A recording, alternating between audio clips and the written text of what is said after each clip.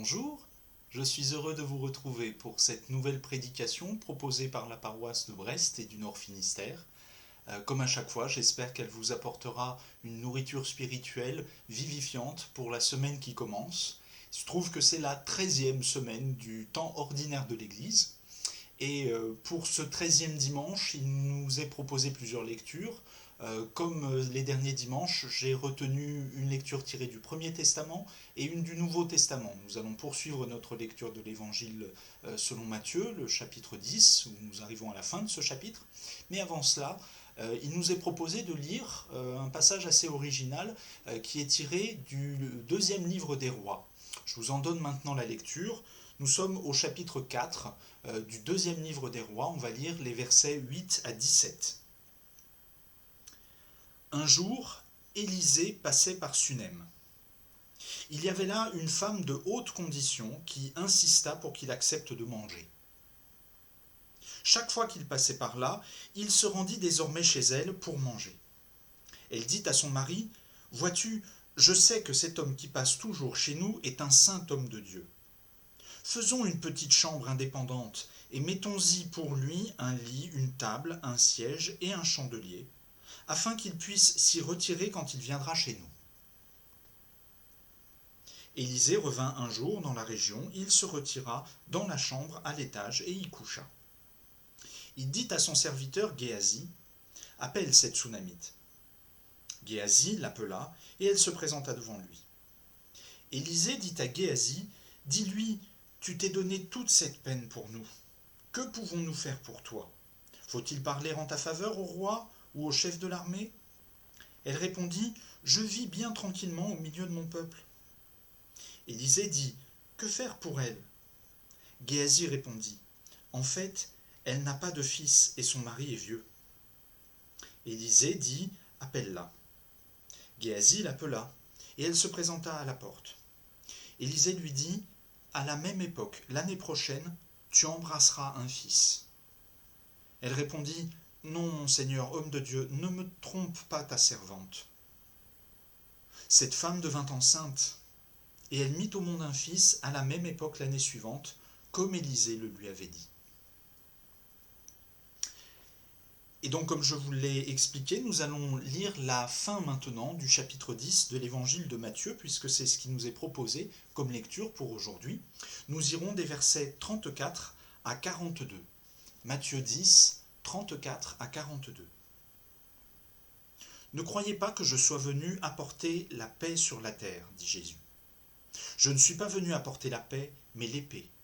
Car je suis venu mettre la division entre l'homme et son père, entre la fille et sa mère, entre la belle-fille et sa belle-mère. Et l'on aura pour ennemis les membres de sa famille. Celui qui aime son père ou sa mère plus que moi n'est pas digne de moi. Et celui qui aime son fils ou sa fille plus que moi n'est pas digne de moi. Celui qui ne prend pas sa croix et ne me suit pas n'est pas digne de moi. Celui qui conservera sa vie la perdra, et celui qui perdra sa vie à cause de moi la retrouvera. Si quelqu'un vous accueille, c'est moi qui l'accueille. Et celui qui m'accueille accueille celui qui m'a envoyé. Celui qui accueille un prophète en qualité de prophète recevra une récompense de prophète. Et celui qui accueille un juste en qualité de juste recevra une récompense de juste. Et si quelqu'un donne à boire, ne serait-ce qu'un verre d'eau froide à l'un de ses petits, parce qu'il est mon disciple, je vous le dis en vérité, il ne perdra pas sa récompense. » Je ne sais pas si vous vous faites la même réflexion que moi, mais pour ce qui me concerne, je trouve que souvent les gens ont un problème avec la vérité, dans le rapport qu'ils entretiennent avec la vérité. Soit ce rapport est unilatéral, et donc on considère qu'il y a une vérité et que le monde se sépare en deux catégories, ceux qui comprennent ou qui ont la vérité et puis ceux qui ne l'ont pas, qui ne la comprennent pas ou qui la refusent, etc. Et de par cette adoption, on est dans ce cas-là dans le camp de la vérité quand on est d'accord avec ça, et on se trouve alors en droit de contraindre les autres. Soit parce qu'ils n'ont pas compris, alors il faut absolument leur expliquer ce que c'est que cette vérité, soit parce qu'ils la refusent, alors on est en droit de les exclure, voire de les condamner, et on sait très bien que, notamment dans l'histoire des églises, ça a donné parfois des situations absolument dramatiques. Mais de l'autre côté, il y a une autre attitude un petit peu problématique par rapport à ça, qui est juste en fait le contraire de celle-là. Et c'est celle qui, je crois, de nos jours, est très majoritaire dans la société à l'heure actuelle. C'est le fait de dire que finalement, il n'y a pas de vérité. Chacun a la sienne et toutes se valent. Le plus important, c'est d'apprendre à écouter l'autre, respecter l'autre dans ce qu'il exprime, et puis surtout à être vraiment très très très tolérant les uns vis-à-vis des autres pour que finalement cette pluralité d'opinions ne dégénère pas en guerre complète et en hostilité, en agressivité les uns vis-à-vis des autres. Le problème avec cette deuxième opinion, qui est peut-être majoritaire aujourd'hui, c'est qu'elle oublie qu'elle se pose sur une base qui n'est pas complètement vraie. Parce qu'en effet, figurez-vous qu'il y a une vérité.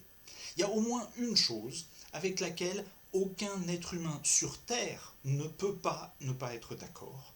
Cette chose-là, c'est le fait que nous allons tous mourir, frères et sœurs. Ça, c'est quelque chose qui doit tous nous mettre d'accord. Qu'on le veuille ou non, qu'on ait telle ou telle opinion politique, religieuse, qu'on soit sur tel ou tel continent, qu'on ait telle culture, qu'on soit un homme, une femme, ce que je veux, on mourra tous. Et franchement, il faut bien reconnaître que cette nouvelle-là n'est pas spécialement quelque chose qui est de nature à nous rassurer et à nous mettre en joie. J'ai personnellement jamais rencontré quelqu'un qui, dans la rue, vienne me voir en me disant « Ah, vous savez pas quoi, on va tous mourir !» C'est quand même génial, ça, non ? Non, franchement, ça m'est jamais arrivé.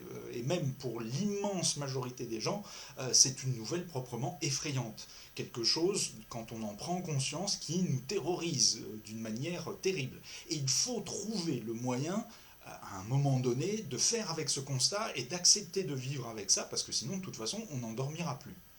Chacun d'entre nous va alors construire un système de représentation, une évocation particulière de ce qui peut se passer après la mort pour arriver à se rendre supportable cette vérité-là. Même les athées les plus matérialistes font ça. Ils se construisent en effet une réponse qui consiste souvent à dire de toute façon, au moment où je mourrai, je ne pourrai pas m'en apercevoir. Donc ça ne sert à rien que je me fasse du souci avec. Puisqu'en effet, quand on est mort, on n'est plus là pour en avoir conscience. Donc quand je mourrai, ça sera fini, on n'en parle plus.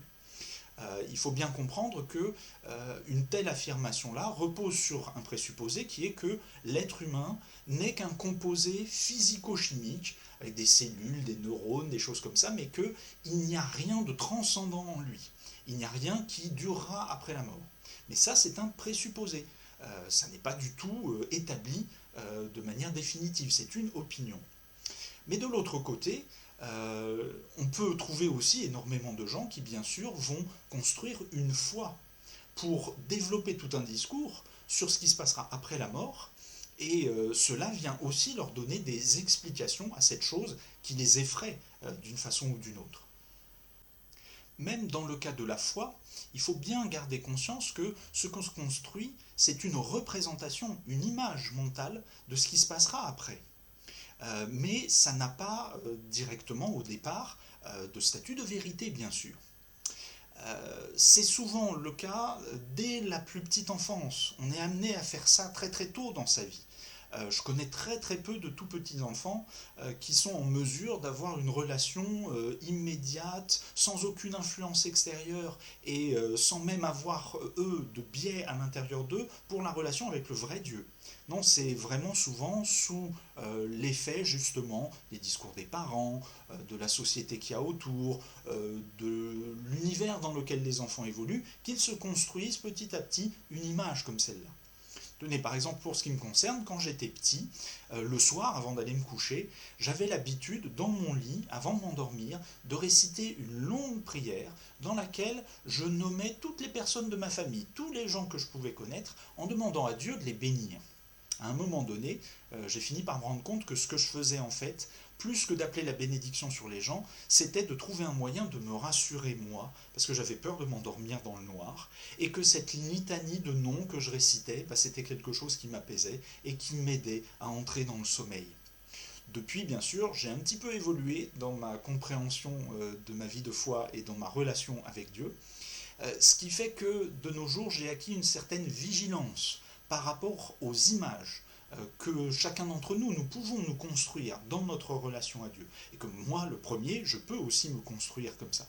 J'ai pu avoir cette vigilance parce que j'ai découvert qu'il était possible que des sources extérieures à moi m'aident à comprendre un petit peu mieux de quoi il en retournait et m'aident justement à toujours relire un petit peu ces images que je pouvais me faire. Le principal élément extérieur à moi que j'ai pu trouver pour construire cette nouvelle image que je peux me faire de ce qui m'arrivera après la mort, eh ben, c'est la Bible. Dans ce livre-là, je trouve des tas de choses, et notamment des choses qui me dérangent, qui me déstabilisent parfois. Et c'est très important parce que cela m'aide toujours à comprendre d'abord que ça, c'est la première nouvelle, c'est pas moi qui ai écrit ce bouquin, donc c'est quelque chose qui vient d'ailleurs, complètement, qui n'est pas une construction personnelle, et que je dois prendre dans son entier, avec les passages qui me dérangent aussi, parce qu'en fait ce livre, il n'a pas été écrit pour rassurer les gens. Il y a des tas de choses là-dedans qui vont même dans un sens tout à fait contraire à ça. Une autre raison pour laquelle je fais confiance à ce que je lis dans la Bible, c'est que bien souvent, je me suis rendu compte que ce que j'y lisais correspondait à l'expérience que je pouvais me faire moi-même dans la vie. Je vous donne un exemple. Quand je rencontre des personnes endeuillées, il m'arrive souvent de constater que la seule chose qui tienne pour elles devant cette épreuve de la mort, justement, eh bien, c'est l'amour. L'amour qu'ils ont pu éprouver pour la personne défunte, l'amour qu'ils ont pu partager avec cette personne. Même les choses les plus petites, les plus apparemment insignifiantes, si elles sont faites avec amour, eh bien, c'est ça qui tient face à la mort et face à son angoisse. Eh bien, il se trouve que dans la Bible, je lis exactement la même chose. L'amour est fort comme la mort. C'est dans le Cantique des Cantiques, au chapitre 8, c'est dans le verset 6. Alors le Cantique des Cantiques, on pourrait penser, ah bon oui, mais alors c'est l'amour entre un homme et une femme, l'amour érotique, l'amour sensuel. Pas du tout. C'est même pas seulement l'amitié, par exemple. Non, c'est l'amour agapé. C'est ce terme qui est utilisé dans la traduction grecque du Cantique des Cantiques pour ce verset précisément. Cet amour agapé, c'est cet amour qui est tellement fort qu'il nous pousse à pouvoir être prêt à donner notre vie pour celles et ceux qu'on aime. C'est l'amour gratuit, l'amour qui se donne sans chercher quoi que ce soit en retour. Cet amour-là, eh bien, c'est celui que la Bible même nous dit aussi qu'il est Dieu. Dans la première lettre de Jean, Jean nous explique que Dieu est amour. Quand je fais le tour de tout ça, vous voyez qu'il y a quelque chose d'extrêmement fort qui alors à ce moment-là se met en place. Il y a une chose aussi forte que la mort, c'est l'amour, et cet amour, c'est Dieu. Un Dieu qui, tout au long du texte biblique, ne veut pas qu'on se fasse d'image de lui. Alors le problème, c'est qu'évidemment, moi, spontanément, j'ai toujours besoin de me faire une image de lui. Et alors finalement, ce que la Bible explique, c'est que Dieu a décidé de venir jusqu'aux êtres humains, pour qu'ils arrêtent de se faire des images de lui parce qu'ils n'arrivent pas à le voir, pour qu'ils arrêtent de se faire des idoles et qu'ils se mettent à adorer des choses qu'ils ont en fait eux-mêmes construites et qu'ils refusent d'adorer le seul et vrai Dieu au prétexte qu'ils n'arrivent pas à le voir ou à le sentir ou à le toucher. Il est venu en Jésus-Christ pour rétablir la relation avec nous. Il me semble alors qu'il y a une troisième attitude possible par rapport à la vérité. À la place de l'adhésion unilatérale, ou bien au contraire du relativisme complet, il me semble qu'on doit pouvoir dire qu'il y a une vérité en effet, que cette vérité c'est Dieu, manifesté en Jésus-Christ, mais que nous, qui sommes des êtres humains, pécheurs, coupés de lui, qui sommes limités, et qui ne pouvons pas faire autrement que de nous faire des représentations de lui, nous n'arrivons jamais à appréhender cette vérité d'un seul coup comme ça, dans son entièreté, spontanément, de cette manière. Je crois qu'il est possible dès lors de discerner une troisième attitude possible dans notre relation à la vérité. Plutôt que le rapport unilatéral, avec ses conséquences excluantes et condamnantes, dangereuses donc, ou bien de l'autre côté le relativisme complet, qui apparaît comme étant une erreur au fond, il me semble qu'il est possible de dire que oui, il y a une vérité. Cette vérité, elle est en Dieu, manifestée en Jésus-Christ. Mais que nous, qui sommes des êtres humains pécheurs, c'est-à-dire coupés de Dieu, limités, et qui ne pouvons pas faire autrement que de nous faire des représentations personnelles, eh bien, il nous est difficile d'appréhender cette réalité pour elle-même d'un seul tenant et d'un seul mouvement. Vous vous souvenez peut-être que la semaine dernière, nous avons dit que l'évangile, pour pouvoir être clairement annoncé, devait mettre en équilibre deux notions apparemment paradoxales, la justice de Dieu et sa miséricorde, et qu'il fallait absolument tenir les deux ensemble dans un même discours, faute de quoi on n'annonçait pas l'évangile. Seulement, un discours comme celui-là, c'est pas du tout simple d'arriver à le construire, et c'est encore plus compliqué d'arriver à le recevoir. Ce qui fait que vous voyez, on est quand même dans des situations assez difficiles par rapport à tout ça. Mais si je vous raconte toutes ces choses, parce que vous pouvez peut-être commencer à vous dire, bon c'est bien, mais quand est-ce qu'il va nous parler des textes un petit peu? Justement, on y vient.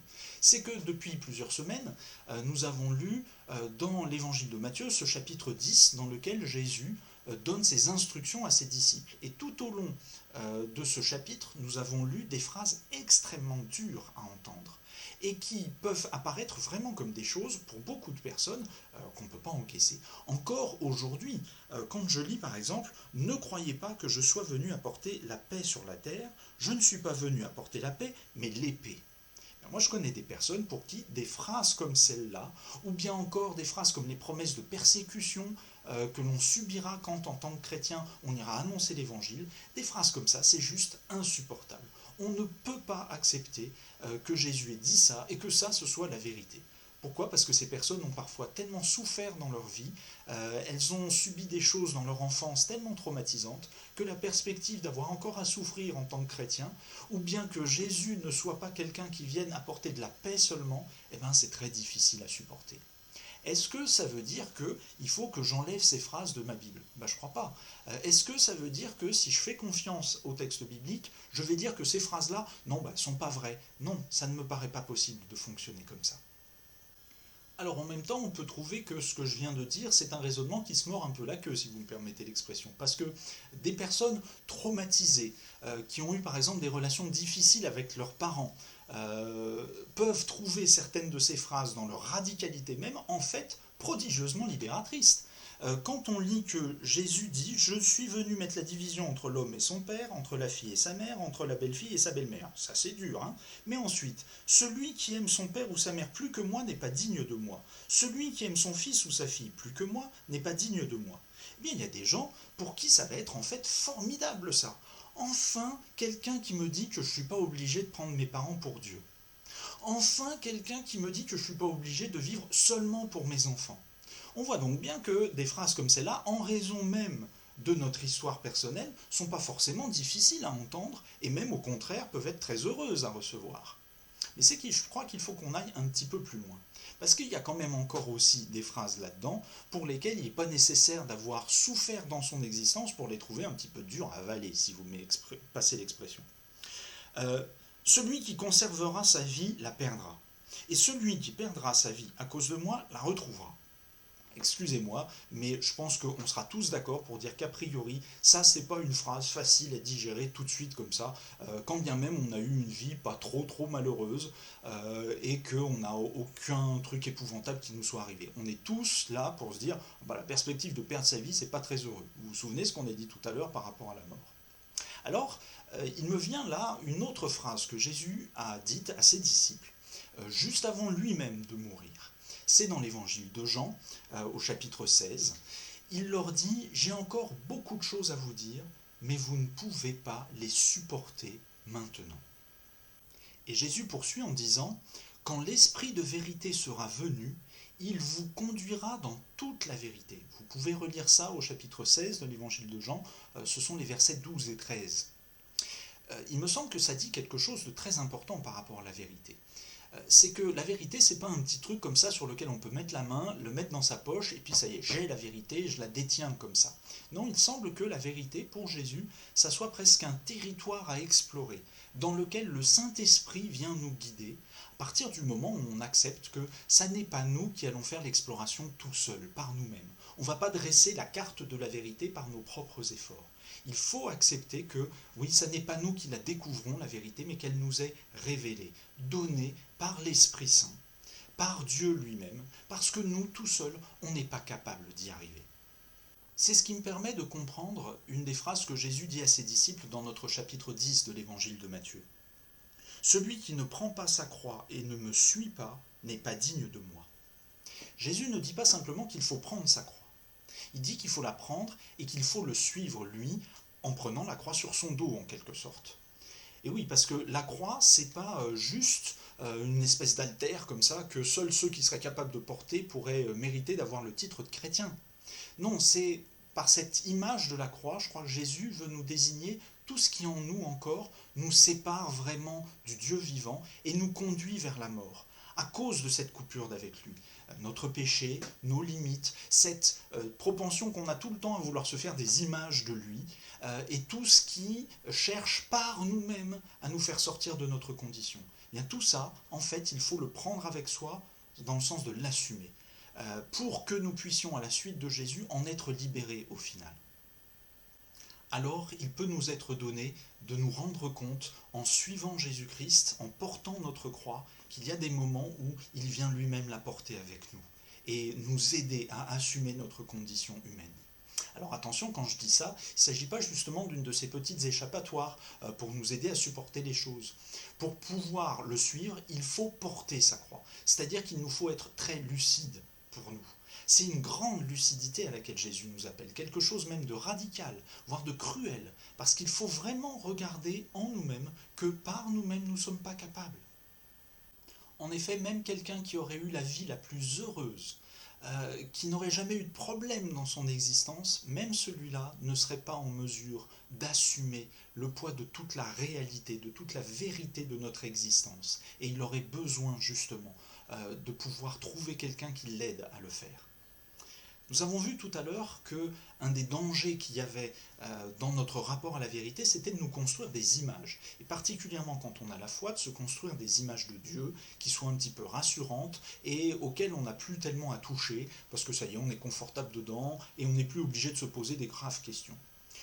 Nous avons découvert au cours de ce chapitre 10, dans la lecture du chapitre 10 de l'évangile de Matthieu, combien justement Jésus, lui, vient casser les images rassurantes que nous pouvons avoir de Dieu.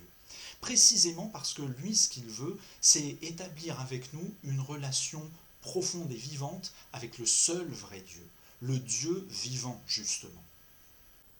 Cependant, aucun être humain, à cause de notre péché et de nos limites, ne peut voir Dieu en réalité sans mourir. Mais ce que Jésus vient nous expliquer, c'est que Dieu a décidé de se révéler à nous en lui, en Jésus-Christ. Le point de jonction qui se fait en fait, c'est en lui. Et c'est comme ça que je comprends ces phrases absolument énormes que Jésus dit à ses disciples. Celui qui vous accueille, c'est moi qui l'accueille. Et celui qui m'accueille, accueille celui qui m'a envoyé. À travers tout le dénuement dans lequel Jésus a plongé ses disciples au moment de les envoyer en mission, pas de bourse, pas de manteau, pas de bâton, un seul bâton pour marcher à peine. On est errant, on ne cherche pas de plan, etc. Toutes ces choses que nous avons vues précédemment, c'est en fait pour, en quelque sorte, rendre presque les disciples transparents à Jésus lui-même.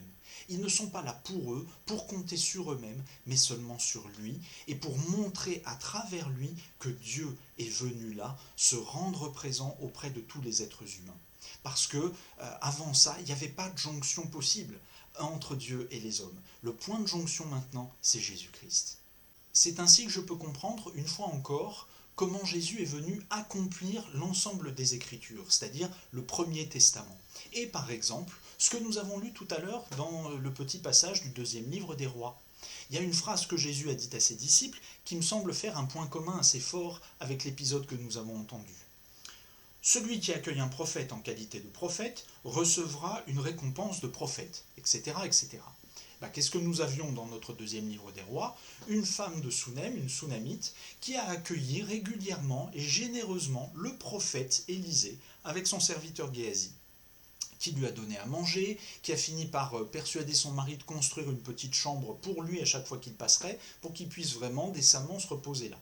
Et puis en échange, finalement, le prophète a donné une parole et une promesse à cette femme qu'elle finirait par être enceinte. Et au bout d'un an, la promesse s'est réalisée, alors que son mari était vieux et que sans doute elle avait vraiment envie d'avoir un enfant, mais que c'était manifestement plus possible.